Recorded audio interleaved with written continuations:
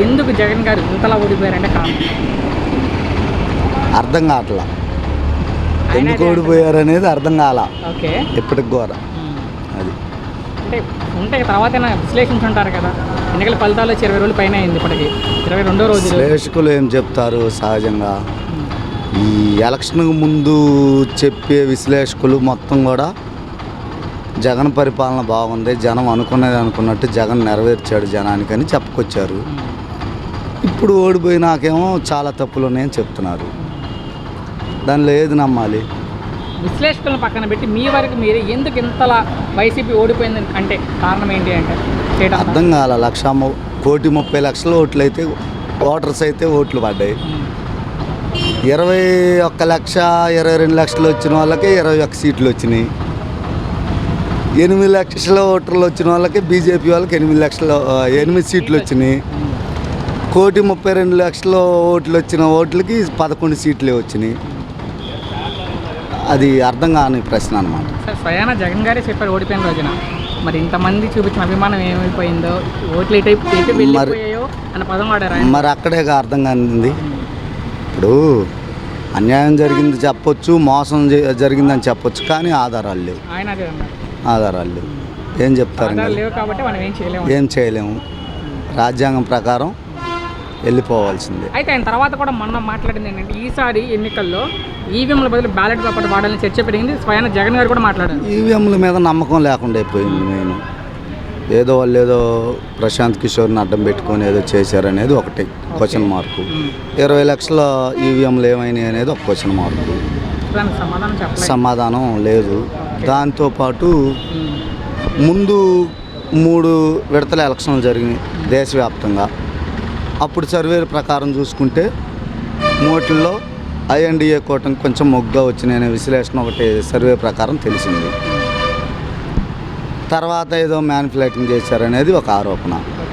కానీ అయితే దానికి ఆధారాలు అయితే సామాన్య మానవులకు కూడా కొంచెం అర్థమవుతుంది.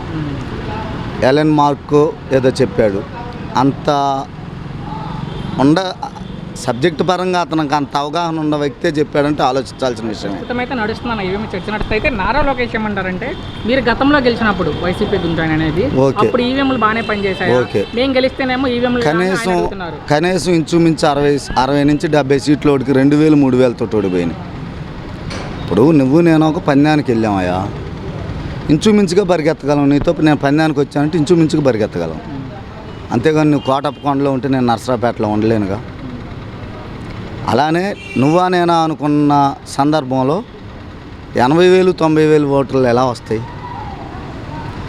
బీజేపీకి ఉన్న ఓటు బ్యాంకు కూడా కనీసం కాంగ్రెస్కి ఉన్న షర్మిలా గెలవచ్చుగా. మరి అక్కడ వాళ్ళు 8 సీట్లు పోటీ చేస్తే 8 గెలిచారు. షర్మిలా గెలవాలిగా. మరి అది వాళ్ళకి బద్ధశత్రువు అయిన పార్టీ.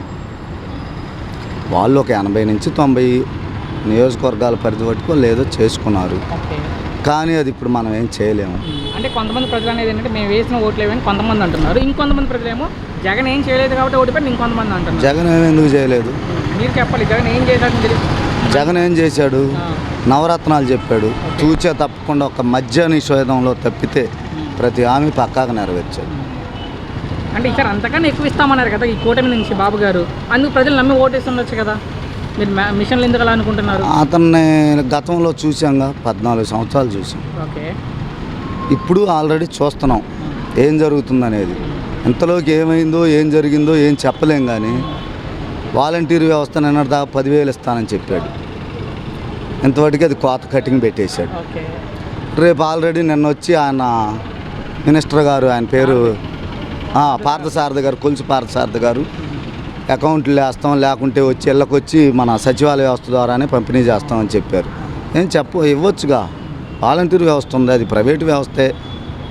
జగన్ గారి పార్టీ వాళ్ళే, మీ పార్టీ వాళ్ళని పెట్టుకొని సేవ చేయండి. మరి 10,000 ఇస్తానని చెప్పావుగా. ఇంతలోకి ఏమైపోయింది? ఎందుకు ఇలాపోతున్నావు? అమ్మఒడి మీద రూమర్స్ వస్తున్నాయి.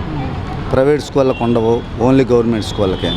ఆ రోజేం పర్టికులర్గా చెప్పలేదుగా.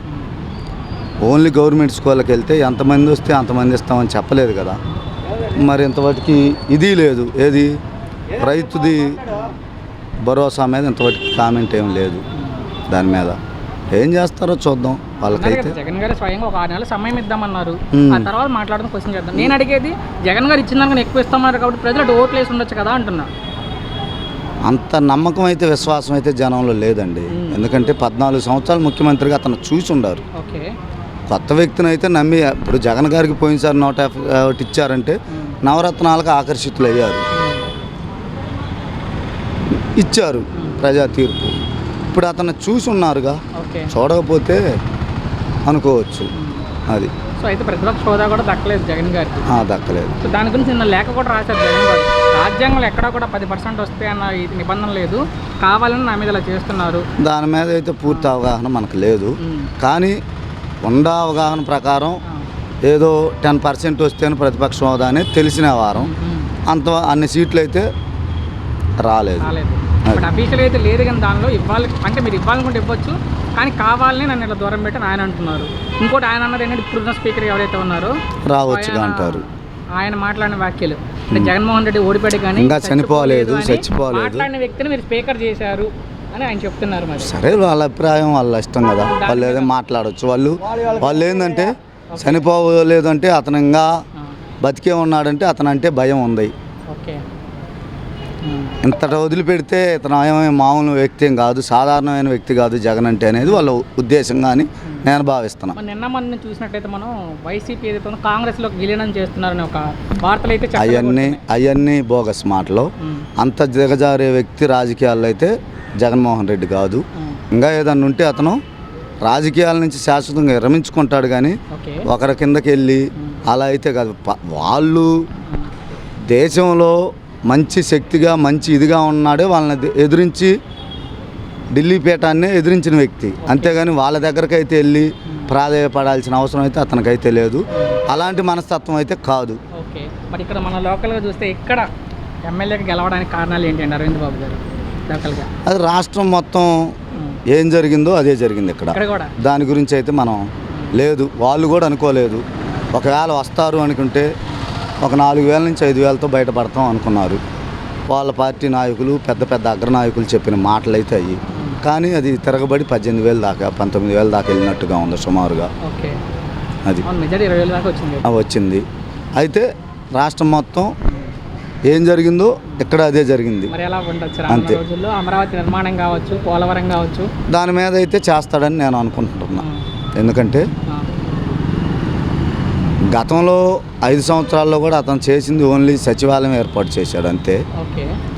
రాజధాని అక్కడ సచివాలయం చేసి 33,000 ఎకరాలు రైతుల భూములు తీసుకొని 20,000 ఎకరాలు గవర్నమెంట్ భూమి ఉంది.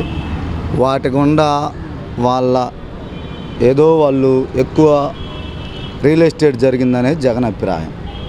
దాని మీద ఇక్కడ కాదు మనం వైజాగ్ చేద్దామని అతను మంచి ఆలోచన చేశాడు.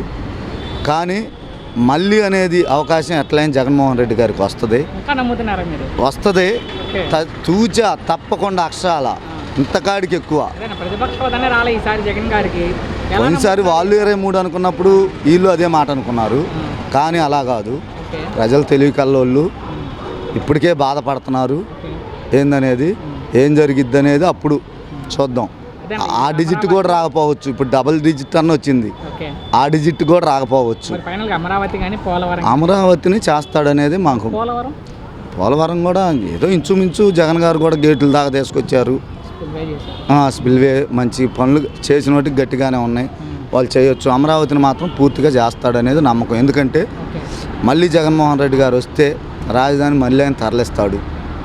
దీని అనేది పూర్తిగా చేస్తే ఇంకెవరు వచ్చినా దాన్ని కదిలీకుండా ఉండాలి. వాళ్ళ సామాజిక వర్గానికి బలంగా ఉండాలి.